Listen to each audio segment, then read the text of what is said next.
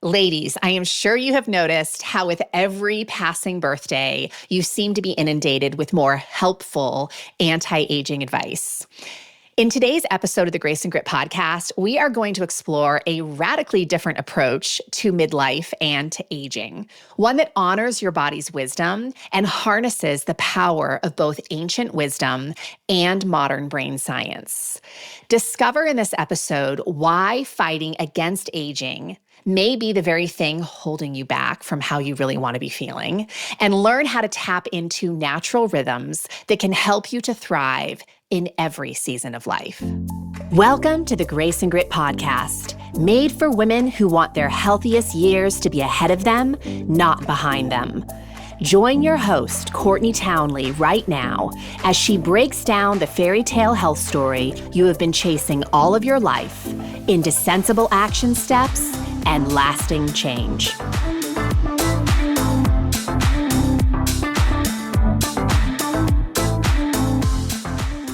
Welcome to episode 378 of the Grace and Grit podcast. I am your host, Courtney Townley, and I am so delighted to have you here. Today, we're diving deep into a fascinating conversation about aging, but not in the way that you might expect. I am thrilled to introduce to you Angi McClure, a neuro-based movement therapist who's revolutionizing how we think about and approach the aging process. Angi brings a unique perspective by blending ancient wisdom with modern science. As the creator of Bamboo Bodies, she combines principles of functional Chinese medicine, Qigong, and cutting-edge neuroscience to help women navigate aging with grace and vitality.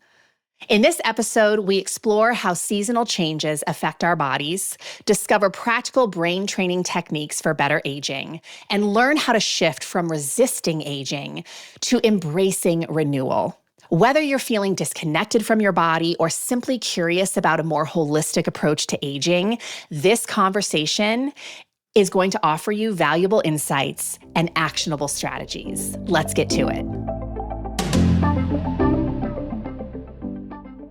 Welcome to the Grace and Grit podcast, Angi. Thanks for being here. Thank you. Thank you for having me. How are you? I'm doing pretty dang good. I'm happy it's spring. I was waiting. I know. So the listeners don't know this, but you and I are both in Montana, which is pretty special because mostly I interview people who aren't in Montana. And we are definitely getting a great hit of spring right now, which is pretty darn nice. I don't know. It could be another fall spring. That happens a lot here. Yeah. But we're going to milk I'm ready it for as long as it's we going to can. happen. It's not Easter yet, so. Right. It's not Easter yet. So you and I both have a heart for the powerful aging conversation. And powerful aging, in my view, is called a lot of things. It's called graceful aging. It's called aging well. It's called healthful aging. But when you think about aging powerfully, like, how do you define that? What comes up for you when you think of that phrase? I think for me, and just for the listeners, giving you a background so that you can understand my answer is I remember going back to school for massage therapy in New York City. And we went and did a tour of different massage considerations for jobs. And we were all riding the subway back. And I remember our professor spoke with all of us and he said, what do you guys want to do with this degree? And I said, I just know that I want to work with the aging population. Yeah. And everyone kind of laughed at that, thinking like, what is she talking about? But the thing is that I feel like the aging population is that moment when you go, oh, why do I feel older? Why do I feel old? And I think to answer your question and why I've been so intrigued as a neuro-based movement therapist and developing an entire movement system around movement for the aging population is because to me, it's that moment when the body starts to make this change. And we have choices to make. And what I'm so intrigued by is the people that I have learned from and been around and befriended who've become resilient. They've adapted. They've recognized that they're no longer 20, no longer 30 or 40 or 50, wherever they are in their season of life, but they never got caught up on it. And even if there was an element of fear, it was more driven by curiosity. Yeah. And through that want to learn, how to ride this change. There was a mindset and a skill set that was developed to have them age well, as you said, or as I'll say, age functionally. And so for me, I like to choose the word, resiliently aging. And it's not resistance, because in Chinese medicine, if you are brittle, you will break. And so to me, adaptation is key when it comes to aging. And that is probably where my true passion lies. Yeah, I love this answer because this audience, of course, is largely midlife women. And I think midlife is such an interesting moment, right? Like you said, it's us arriving at this point where, number one, we're faced with our own mortality, which maybe we haven't really considered so much before because we had so much time, or at least we thought we did. And then we arrive in this space where things do start to feel different. Right? Our body's responding a little differently. We feel a little different in the morning. We may not have as much energy to go after certain things, maybe not to the extent that we once did.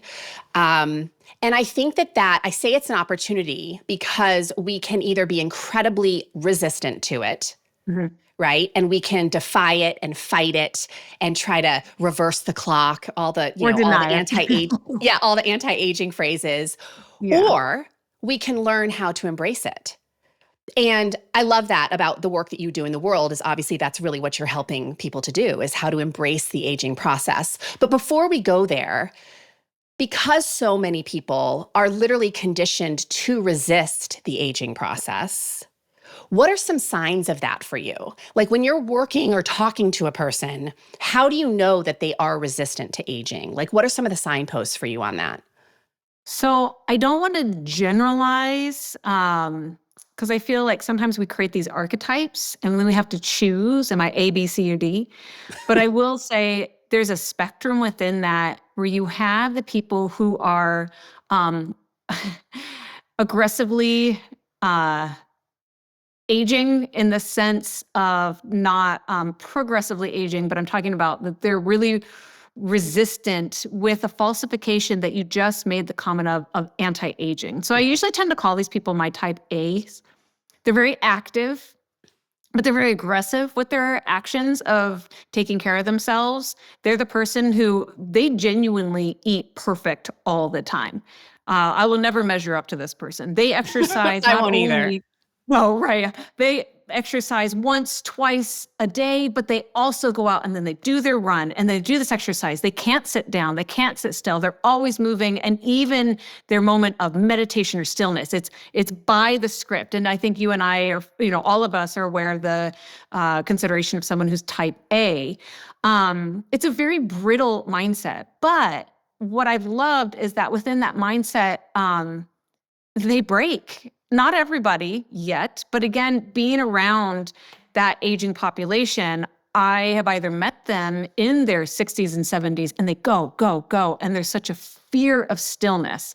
But then they end up with the knee surgery, the hip surgery, and they are back in class a week later doing my class. And then they're also with their PT, but then they're going to go for a hike with their boyfriend. And then and you're like, girl, you need to just take a moment to stop and smell the roses. So I think initially, all your listeners were probably ready for me to talk about, the ones who ignore everything. But sometimes it's almost the hypervigilant ones are some of my favorite people because I get to pull the reins back and be like, hey, let's recognize that we've shifted from that summer season in life of go, go, go.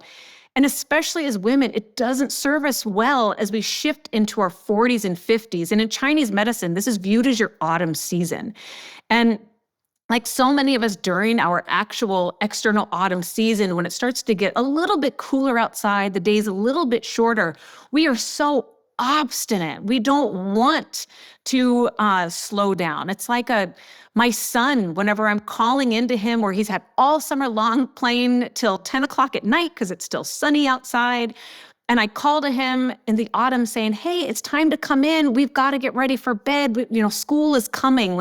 We've got to shift gears. And with such, fight, he does not want to come in. And so I see that in the aging population that, we want to work harder. We're going to push against this. And it's a very yang energy, but there's no yin to anchor it. Yeah. And so I'll often see people get sick, injured, or emotionally, they actually are probably one of the hardest people to be diagnosed or have a pathology, because everything is about fighting. Mm-hmm. And finding what I've come to teach through my movement class with Bamboo Bodies, people really resist the stillness component until they realize that there is probably more power in slowing down and coming into your current rhythm. Yeah. And that's probably my favorite individual, because the rest of us would probably say, well, then there's the ones who don't want to do anything. They're in complete denial. And some of us may have family members like this. Some of us may drag our own selves into this, that, hey, you can be in pain. You can be unhappy. You can be sick all the time. And you're like, well, it's just, getting old. And you're like, wait, no, there's so much that you can do. And so that's why I like to always encourage people that you can actually train to age well. And as you mentioned within the anti-aging component, I feel like that's what's really hard for people, is all of us on the in-between, where we are either go, go, go, but we realize I need a little bit of a foundation. Or we are kind of the ones that need a little bit of the stick or the carrot to be like, come on, let's do a little something for ourselves. Yeah. But that's where I feel in the general concept of wellness and fitness, it's still a very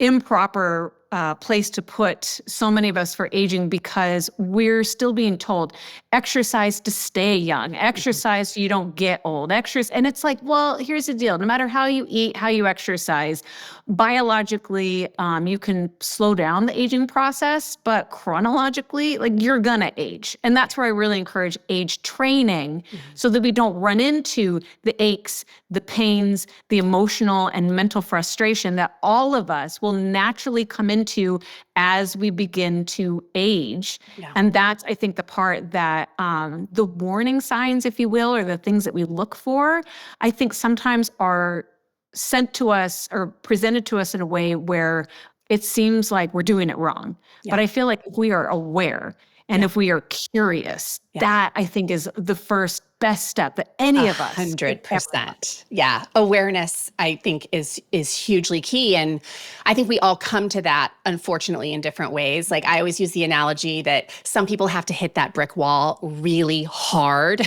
before they finally have that awareness. And I don't know why certain people are wired differently than others, to have to hit that brick wall so hard. And on either end of that spectrum too, like you just said, either denial or aggressively fighting against it. And I will say, from personal experience, and honestly, it's kind of the ignition of this show in general, because we talk about the yin and the yang, the ebb and the flow of life, the grace and the grit, right? It's all that. Yeah. And I talk about aggression. I mean, my whole life was aggression from a very early age. Mm-hmm. And I think for me, and I'm very grateful for this, it was around the time of motherhood. When I became a mother, that introduction of that new stressor, even though it was a beautiful stressor, let's face it, motherhood is a big stressor. And it slapped me upside the head. And that was kind of my wake up moment, where I was like, okay, if I continue on this trajectory, if I keep pushing without pulling back, I am definitely going to break. And then evolving in my career and starting to learn more about the nervous system and the oscillation of the nervous system, right? There's such an ebb and flow in that we need. Yeah. And then having so many examples of people, especially midlife, because that was just the population I was working with at the time, how much that lack of pulling back was contributing to so much dis-ease, which ultimately led to disease, right?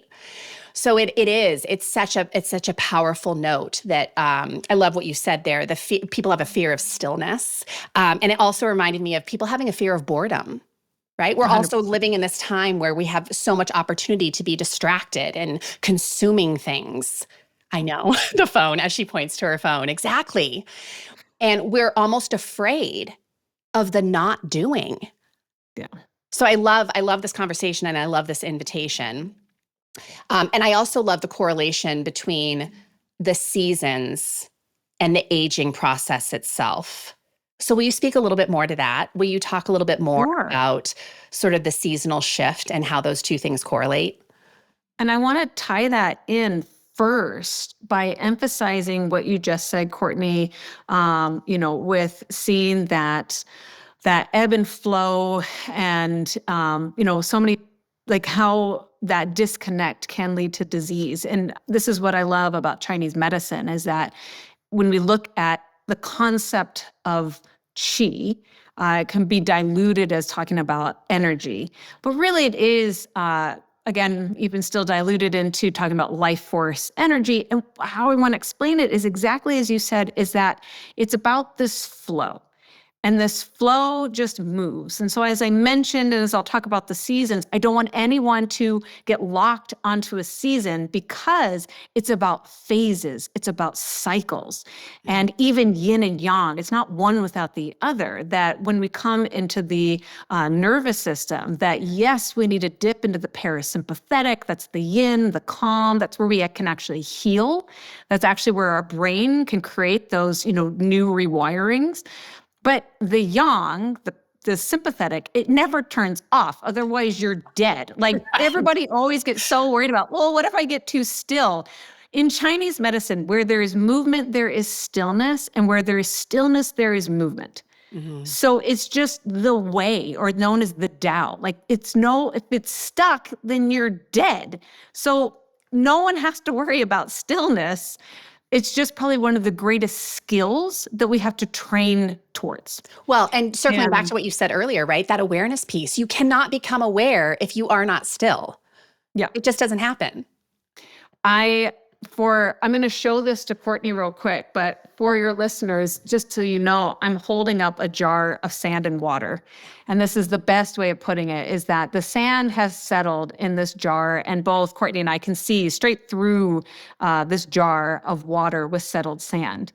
And in Chinese medicine, if we're not still, then we have no clarity. And in fact, if we are in such a state of fight or flight, our nervous system, in addition to just your brain making and executing decisions, is flawed. Yeah. So if you're thinking you're stuck, you're overwhelmed, you can't make a good decision, being still is going to be important because it's like this jar of sand where it's settled to the bottom and I can see through clearly. But what's unfortunate is it takes more time for that sand to settle. So this is ranging all the way from Courtney and I being moms, and all it takes is seeing that school district phone number call you up. And you're like, oh my God. Right. All it takes is that one driver to cut in front of you, and all it takes is coming home and you realize like, oh my gosh, I didn't even plan dinner. Like, what are we going to do? Like, it takes nothing for that jar to get shook up. And as I explain this, I'm shaking the jar in front of Courtney so her and I can see it's just brown sludge. We can't see through anything. And I will tell you, even at the end of our interview, this jar will not be clear. Yeah. It takes about a good day for things to settle. And I use this visual example to show people that the skill of settling is not a 1 minute, well, let me just breathe for a second. It's a start. So I love that. And honestly, that's the most I get. You got to start somewhere. You'll start somewhere. But it comes to realizing that if we are not still, we can't see through this jar of water. And so many of us live our lives with a shook up jar where we can't see through it. The sediment hasn't settled. And even if it kind of settles enough, we think, good enough. And it's within that not only can we not see clearly, but we can't find or feel that rhythm. And so where there is stillness, there is movement neurologically, biologically, biochemically. And when we don't have that movement, then as Courtney said, that's where pathology arises. That's where we can feel older. That's where we get the diagnoses. That's where we come into this element of feeling of failure and disconnect. So to go into your question that you had about, let's go over the seasons. Maybe this will kind of draw this together. Little give and take, but let's just say from about age 0, so new little baby, to about our 20s, we come into our spring season. And like Courtney and I are experiencing right now externally outside Montana, things are new. There slowly becomes little buds of grass and flowers. The smell is clean. Everything is exciting. And it's this waking, young, rising energy. It's not to its peak. It's not summertime, but it's just this beginning, if you will. From our 20s and through our 30s, we come into our young summer season. Thinking of this all the way from many people who become, career people. We go through college, we make this big move, we meet our mate or our partner, we become parents, we make big life decisions. A lot of growth happens during that summer young season. And what's unfortunate is that not only is there a phase that cycles in and out of this, but we live in a culture that only celebrates, rewards, and recognizes and supports that young summer energy. Like, but we should be in forever summer. That's like almost the anti-aging message. Oh my God. Story of my life.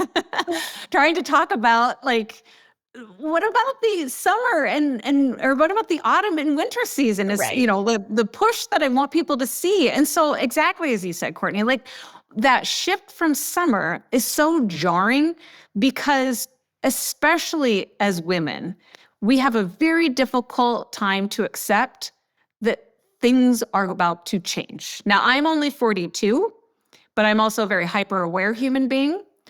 And I swear, I used to always say, if you don't, get to your 40s and your 40s are going to hit you. And when I turned 40, things just got different. It's as simple as that. And anyone remembering or coming into their 40s goes, yeah, something just started to get different. Well, this is the part where as biologically we shift into that autumn season, stress is so important.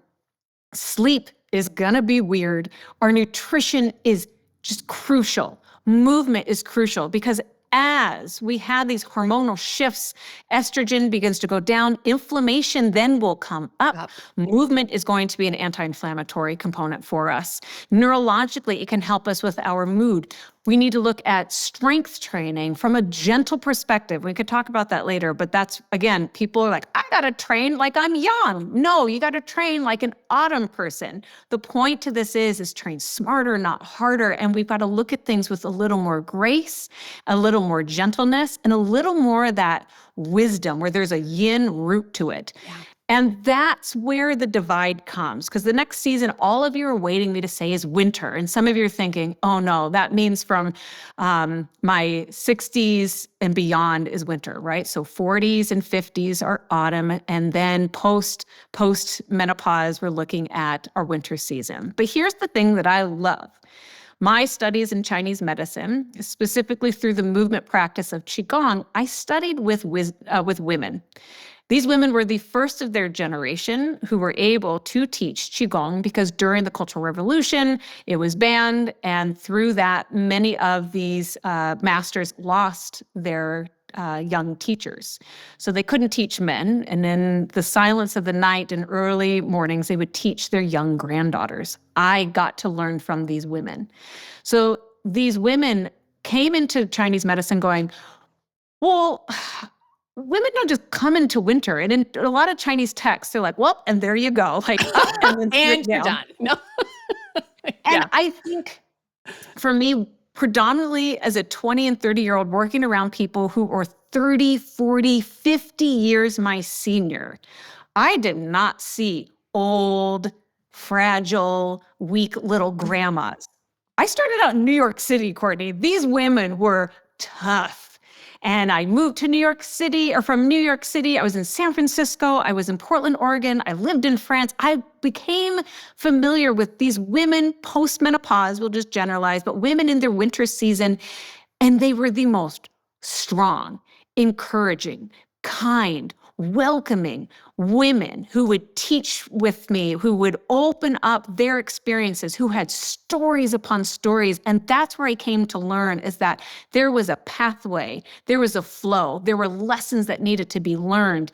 And when I learned this in Chinese medicine, I already had the experience to accept that if you do it correctly, if you find ways to settle, if you find that flow, like you were saying, if we learn to bend rather than break, rather than entering this winter season and it leads to death, we actually come into what's known as our second spring. And I think that is one of the most empowering thing. Yeah. And whether you're thinking, well, I went through, surgically or medically induced menopause at the age of 35, don't worry about this. We're looking at time.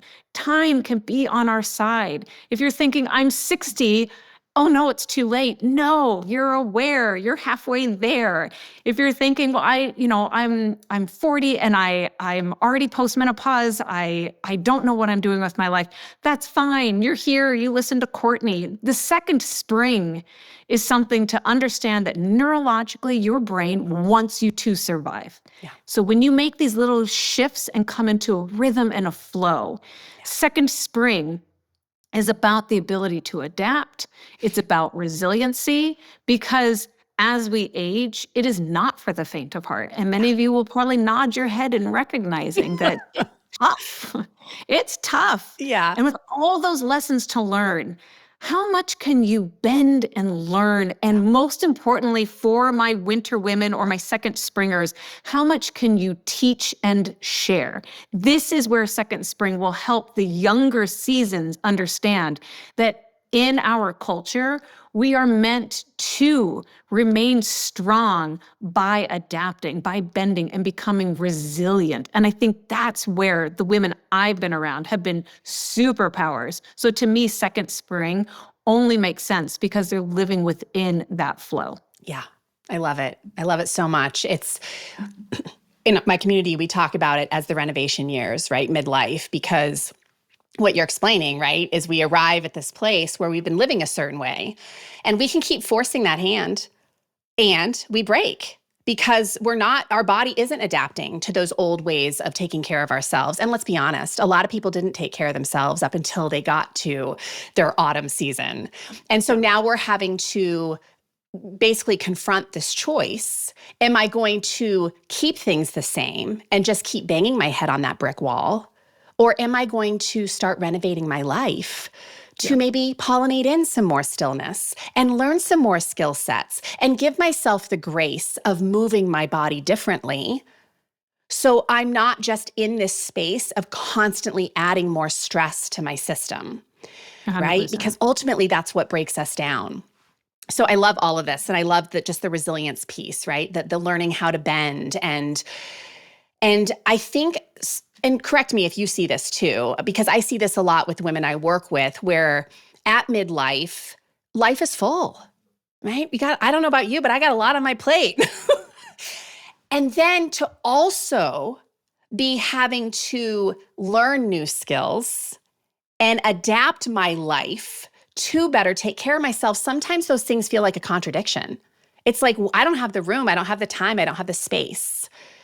So how do you maybe help someone resolve that? How do you help sort of coach someone through that?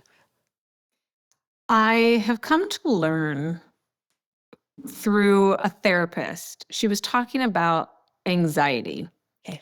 And it made me feel really good because, as I call shaky chihuahua anxiety, is the one where you're always like a balloon pops and you're all nervous all the time. And I've got a couple of shaky chihuahua friends of mine and I love them dearly. Yes. So I've never associated myself as shaky chihuahua anxiety, but I definitely say I feel sometimes like I have, anxiety. And she said, is it actionable anxiety or is it fear driven?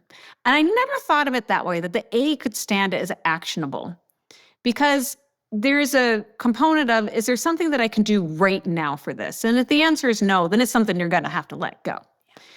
But there's a piece to that I think what we don't do, and again, I made a comment on, we've got to strength train, we've got to do, eat better. And I want for all your listeners to understand, and this is one thing that I'm really genuinely working on to set this template for people to physically, mentally, emotionally have a guided checklist for if that's what your personality needs.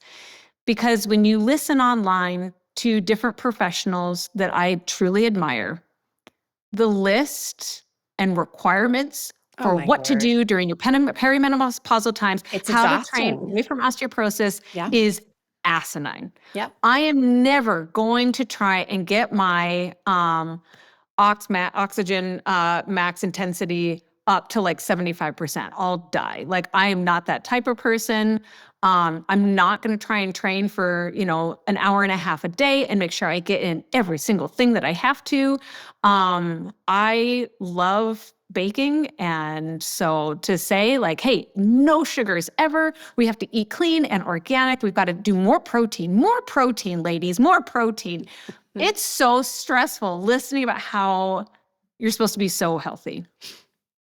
So for me, this is where I come into this opportunity to tell everyone to step back, because is the anxiety actionable or is it just fear-driven?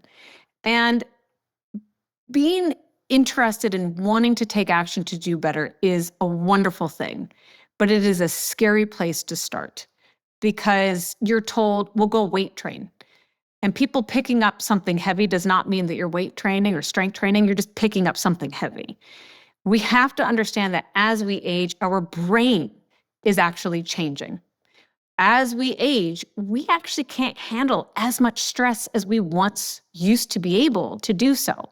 So it's ironic that we're being told to do some of these high stressor activities, but it's not pairing with that anchor of how am I taking care of myself during my autumn season. So when someone is looking at what can I do, how do I make these changes? Again, ideally, you don't want them fear-driven. Sure. You want to look at it from an actionable perspective of what can I do? Because for me, I do not have the time to work out for an hour. Yeah. However, I've got time for 15 minutes. Yeah. And if I make myself go do something for 15 minutes, I'm so proud of myself. Yeah. And within that, I also recognize I am a friend gal sort of person. So I have a friend that her and we train together every week. And her and I are on the same page where we never will say no to one another, but we also can be honest. If today's one of those, can we just go for a walk type of deal? Or, hey, I'm feeling really strong. Like, do we want to go do some weight training and go play? So I have an accountability partner that helps me out through the week. So boom, there's another little time that I work out. And then I have the financial privilege where I have a friend who's in the same field with me, and I pay her and she trains me on Mondays. So there's another 30 minutes that I put myself down to train. So I have to set up systems for my personality type to help me. Yeah. And within that, I have the support for my husband for food that we have in the home. And when I'm tired or I don't want to cook, he's the first person, well, he's the only person because my son's not cooking. He's right there. He has his days that he cooks and he wants to help out. So I've had to set up systems to help me. Sure. But I've also had to give myself a lot of grace because it's also that ebb and flow. As I mentioned, that's why we can't get stuck in an archetype. Oh, I'm an autumn person, so everything's about slowing down. Yeah, but within my week, I may have 1 week out of the month of March that I feel really energetic. And then I have 1 week where I feel really blah and I don't want to do anything at all. And then I have another week where maybe I'll just do something really light and gentle. So you've got the ebb and flow within your own cycle, within the weather, within how you're feeling and what's going on with life. So I look at if I'm able to do something throughout the week, I'm so proud of myself for those 15 minutes that I allowed myself to do something. And I think that's the big thing is don't have it based on fear because there's cortisol.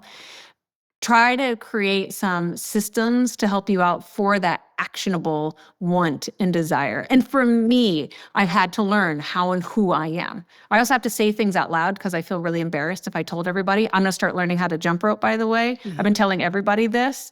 And you want to know what was great? I haven't been jump roping. I'll be honest with all of your listeners. I told everybody, I'm like, I'm jump roping. I'm going to do this and help my pelvic floor. It was one of my students, my bamboo body student. She wrote me an email the other day and she was like, Angie, how is your jump roping? That motivated me. I've been jump roping every single day. And I was like, oh yeah, the jump rope. I forgot about that. So it's literally, I see it right now. It's on my floor. I was like, let's start jump roping. So I also need a little bit of that peer pressure to fall in. So know yourself and use those things. Sure, I fall to peer pressure. So I'm going to tell everybody I'm going to do something and that got my jump rope back out. So It helps when you know yourself. It's interesting. So kind of circling back to where we started this conversation, you were talking about, your type A personalities and how detrimental that can be to midlife.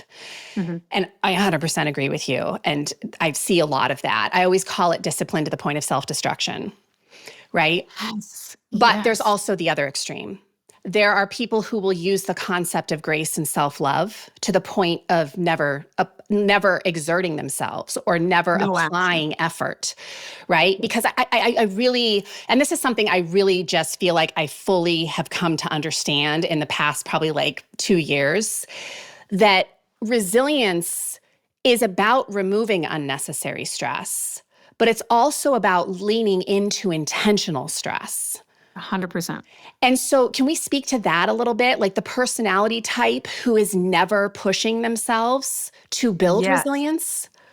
I'm so glad because I was thinking, I didn't go into too much with type D. Oh, this So is D. type Okay. A. Like I said, I'm not a huge fan of like having everybody link into their archetypes. I know you said that. Yeah, for sure. But there's the type A person. Type B is the believers. They're the ones that they recognize that they need to do this and they will do the best that they possibly can. And I usually bounce anywhere between a B and a C. Type C is that they're curious. They're actionable, but when it comes towards the I'm trying to think of the word, behavioral science behind creating goals and making change and action. There's the people who they get stuck in the preparedness mode. Yeah, they're planning all the time, but never executing. thinking about it. And I'll tell your listeners now, man, I can get stuck on C. I can. I love reading about this. It's so interesting. And I've got all the information, all the data, all the knowledge. And for me, I have the luxury where I've created a job where I have to teach about vision training. I have to demonstrate inner ear exercises. I have to show tongue breathing and or tongue movement and breathing modalities. So I am forced to do the things that I'm super curious about.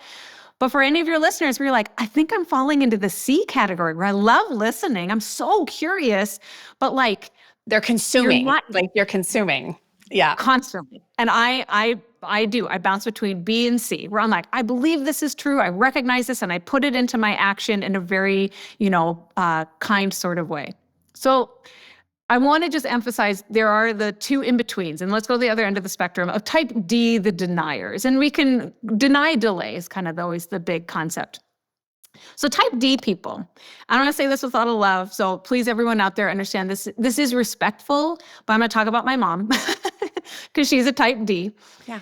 And she has never really been curious. She's never really taken any action. And there's always the, I should do that. I will do that. But there's never even the, what gym could you go to? What physical therapist could help out? So she's through a knee surgery, is about 3 years old. She was not very proactive with her physical therapist. And now they're looking at a second knee surgery on the other knee. Diet.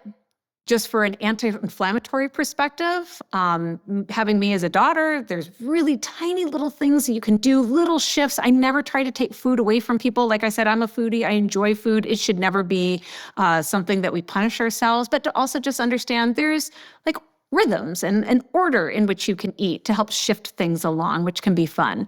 But when there's no desire, when you're like, I'm fine, or like, well, like this was your grandmother and this is me and this will be you, that denial and also the delay because it's not that bad. It's not that bad yet.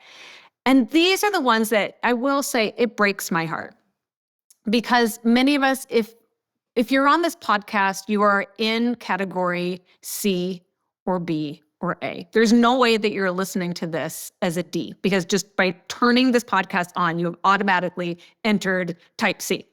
So for not caring at all, for not recognizing that there's options, for just delaying and delaying, and all of us have a piece of that within us, all of us.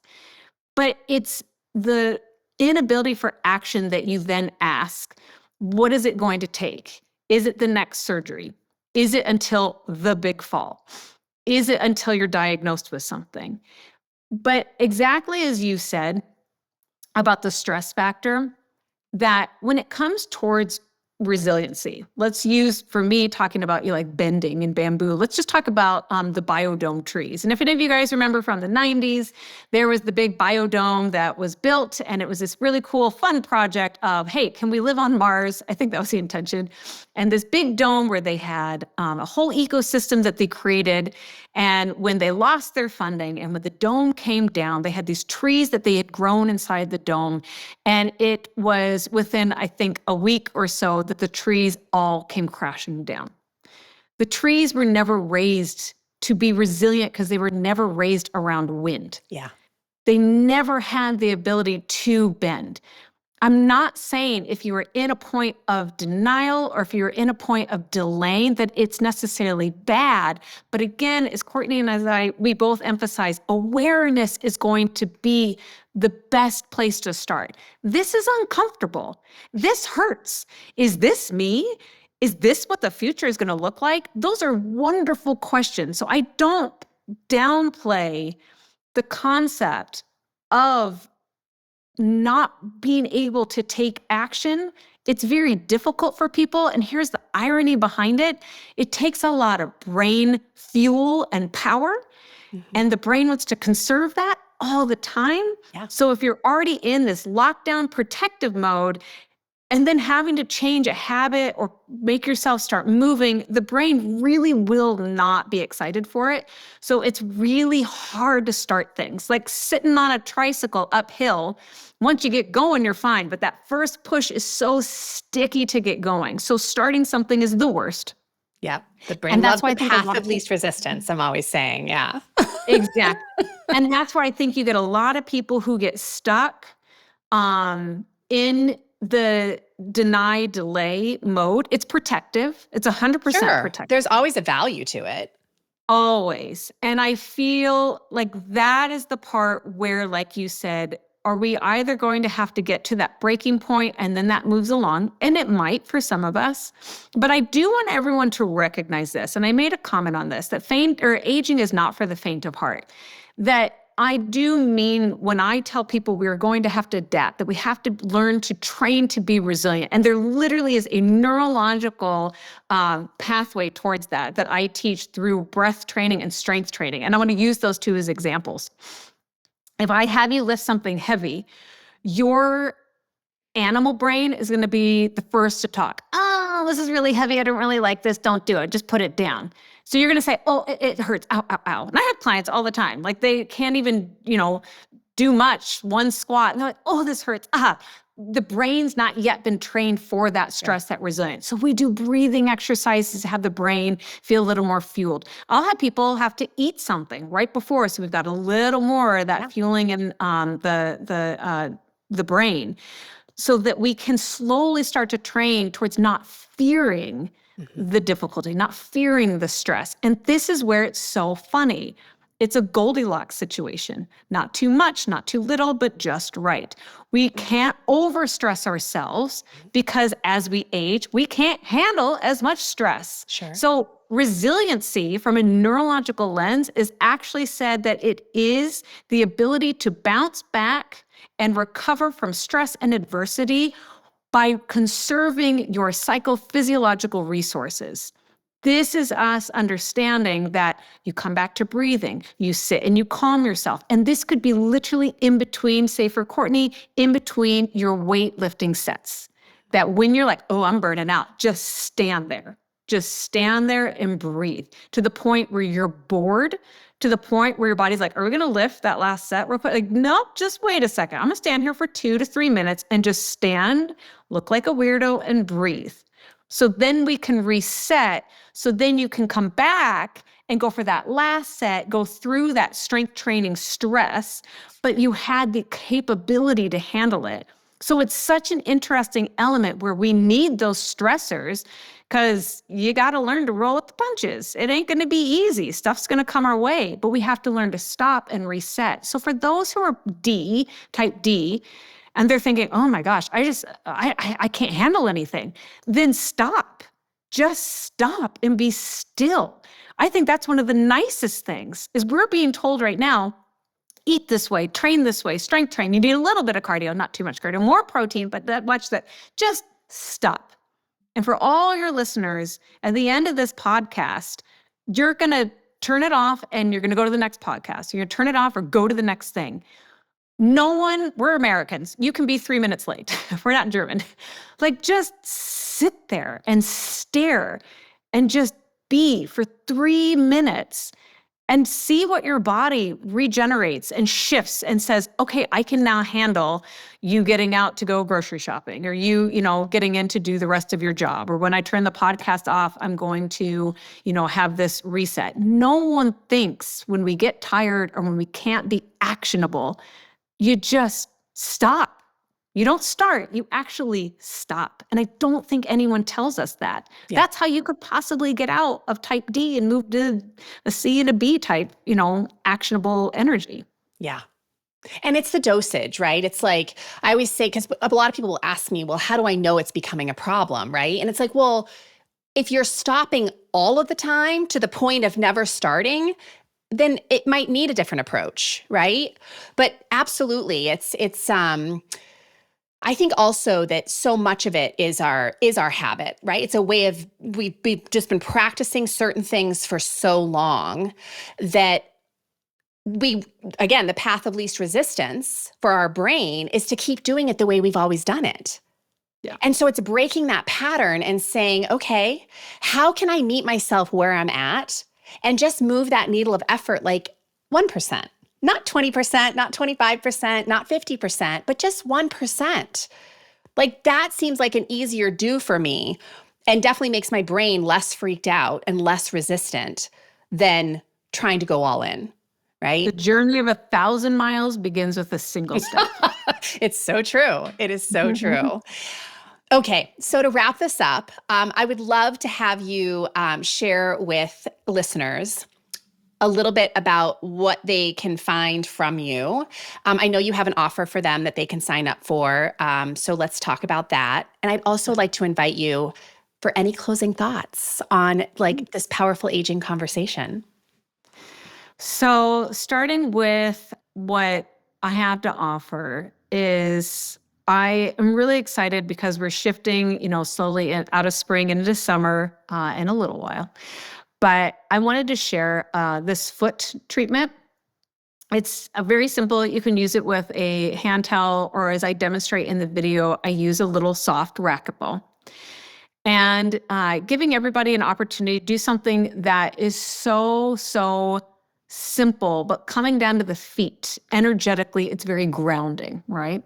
And if we're wanting to really try and work with our nervous system, if we're wanting to reduce inflammation, getting outside and being barefoot is very, very, very key for this season that we're in and moving in through the summer season. So I wanted to gift everyone with a little foot treatment.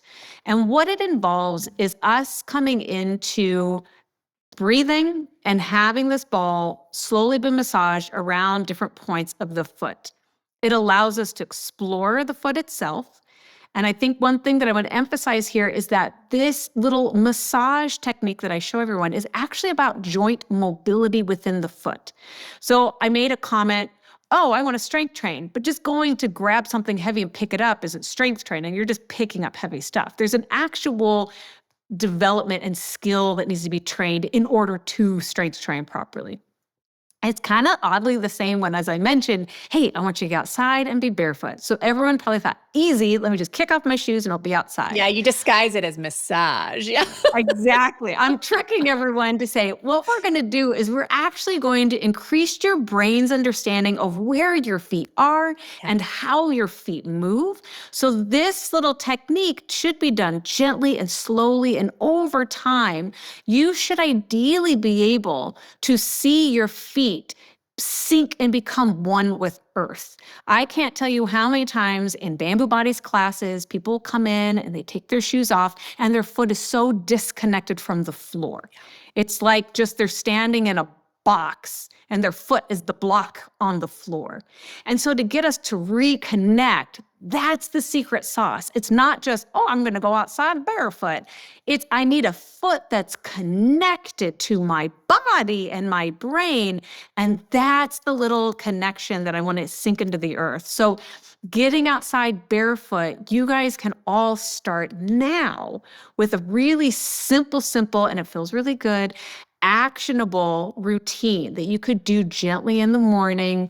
You could do a little bit in the afternoon. You could do maybe in the evening. No more than that for my type A people. Type B, C, D, just do it once in the morning. Just do it once in the morning. I always have to talk to everybody because I never know personality types. And they're like, I'm going to do this on the top of the hour. Yeah. So getting everybody a gift of feet. You're welcome. We need that. We It's do. lovely to have that connection.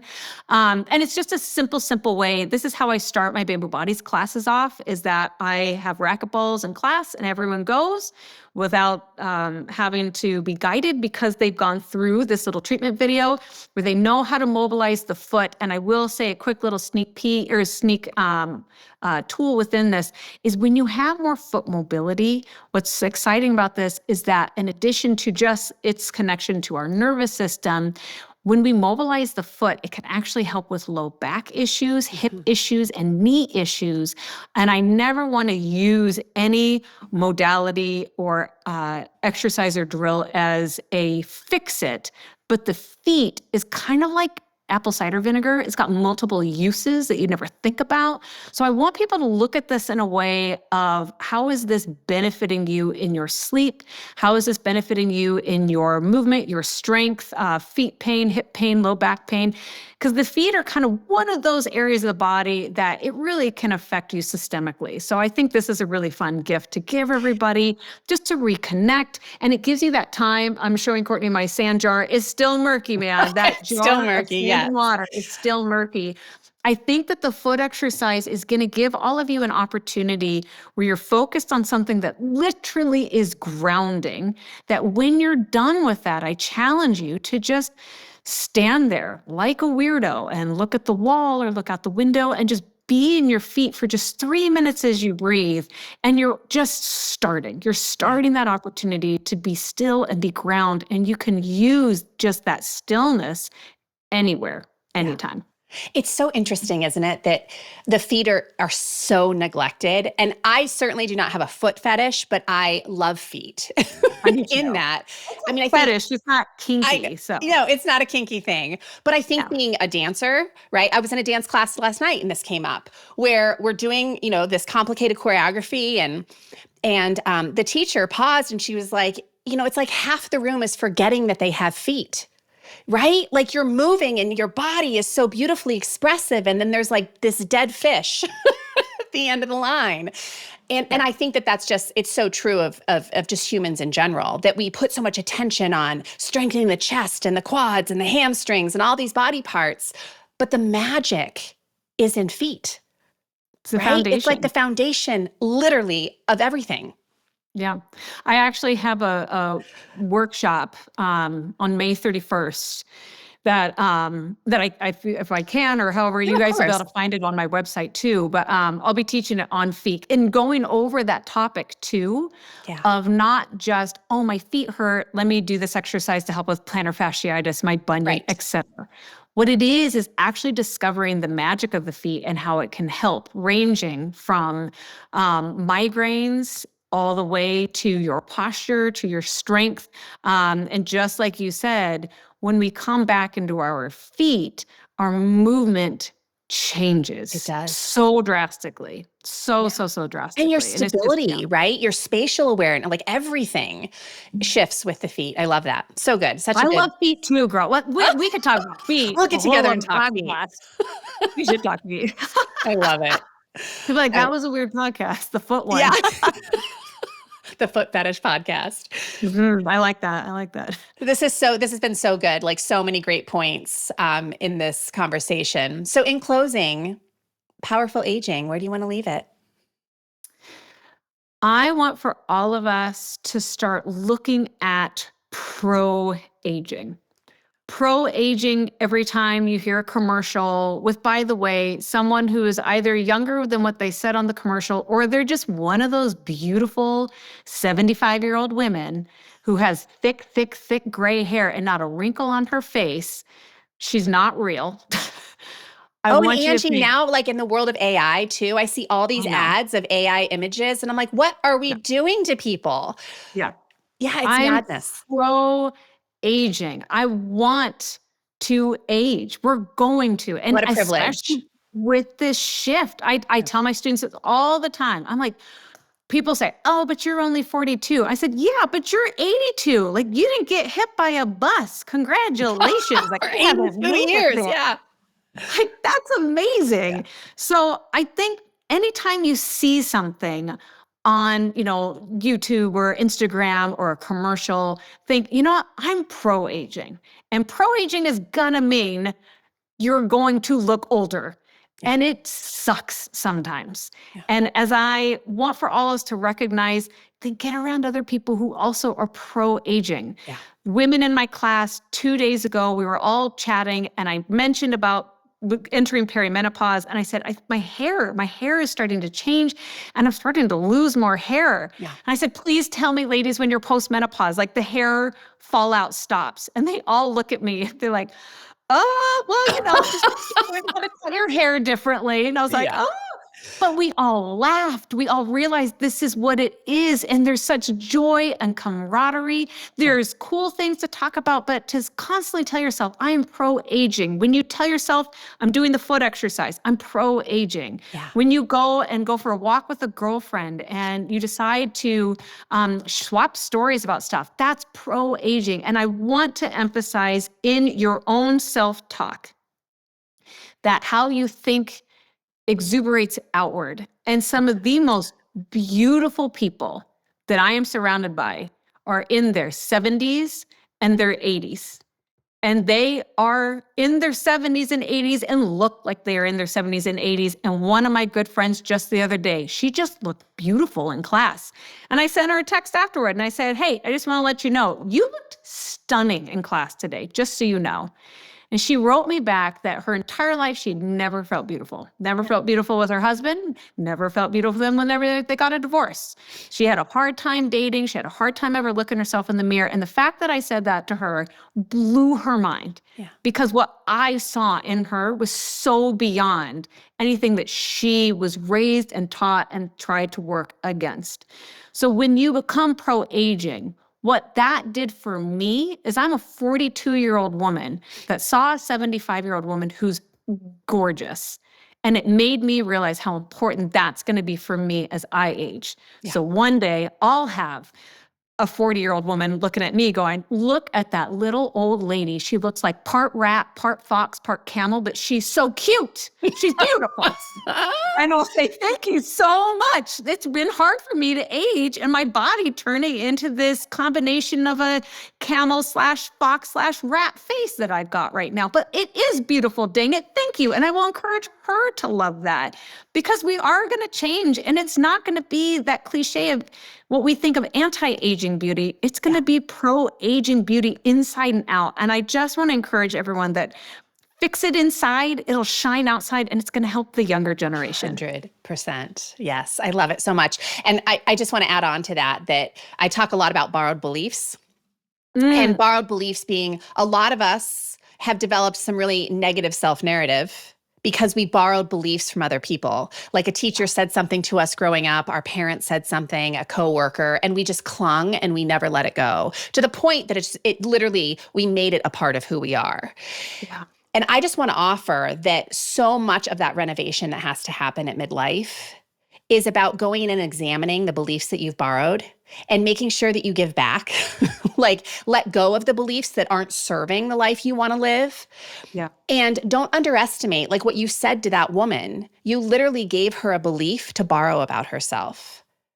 Yeah. Right? And that, I think we underestimate the power of telling people things like that. And we also definitely do not normalize the conversation of pro-aging, especially in the woman's world, right? We don't do it. And I think we need to be having more of those conversations to be able to adopt new beliefs about ourselves and about the aging process in general.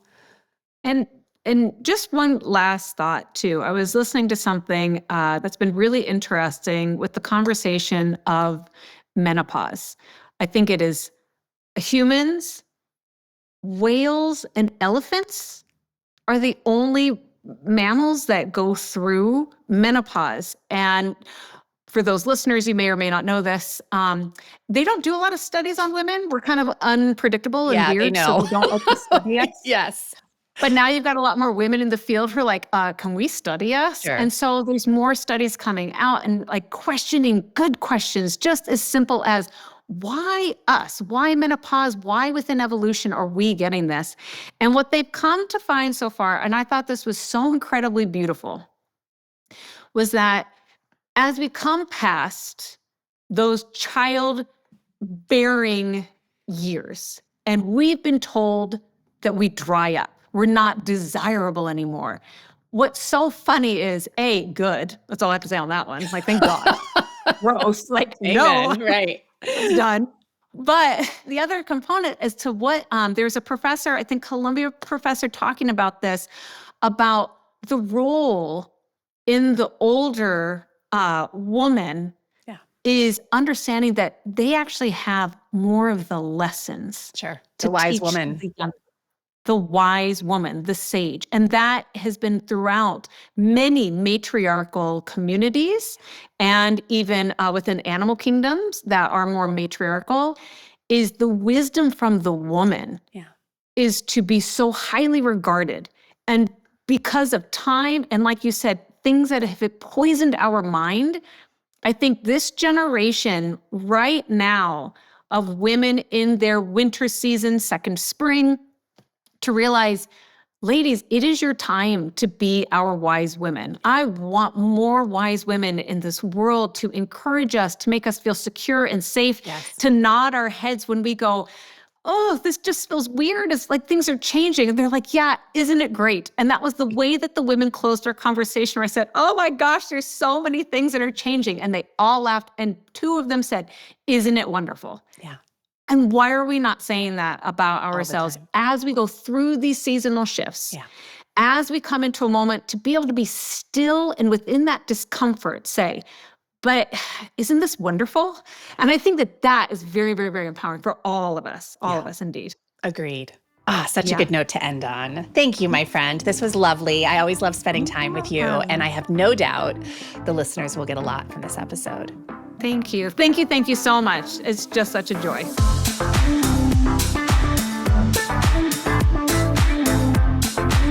Thank you for listening to the Grace and Grit podcast. It is time to mend the fabric of the female health story. And it starts with you taking radical responsibility for your own self-care. You are worth the effort. And with a little grace and grit, anything is possible.